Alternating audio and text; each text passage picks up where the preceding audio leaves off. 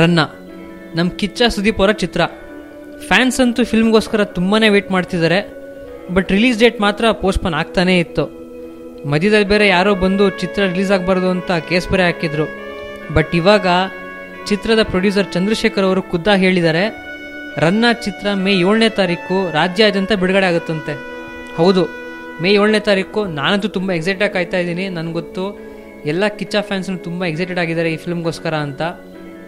But ಇದೆಷ್ಟು ನಿಜ ಎಷ್ಟು ಸುಳ್ಳು ಅನ್ನೋದು ತಿರ್ಗಾ ಟೈಮೇ ಹೇಳಬೇಕು.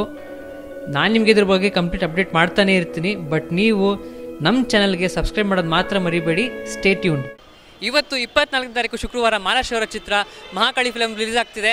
ನಾವು ಬೆಂಗಳೂರಲ್ಲಿರೋ ನರ್ತಕಿ ಥಿಯೇಟ್ರಿಗೆ ಬಂದಿದ್ದೀವಿ ಫಸ್ಟ್ ಶೋ ನೋಡೋಕ್ಕೆ. ಇಲ್ಲ, ನಂಗೆ ನಿಜವಾಗ್ಲೂ ತುಂಬ ಖುಷಿ ಆಗ್ತಾ ಇದೆ. ಇದೇ ರೀತಿ ನಿಮ್ಮೆಲ್ಲರ ಆಶೀರ್ವಾದ ಪ್ರೀತಿ ಇರಬೇಕು ಅಂತ ಕೇಳ್ಕೊಳ್ತಾ ಇದ್ದೀನಿ. ಸೊ ನಾವು ಅಂದ್ಕೊಂಡಿದ್ದಕ್ಕಿಂತ ಜಾಸ್ತಿ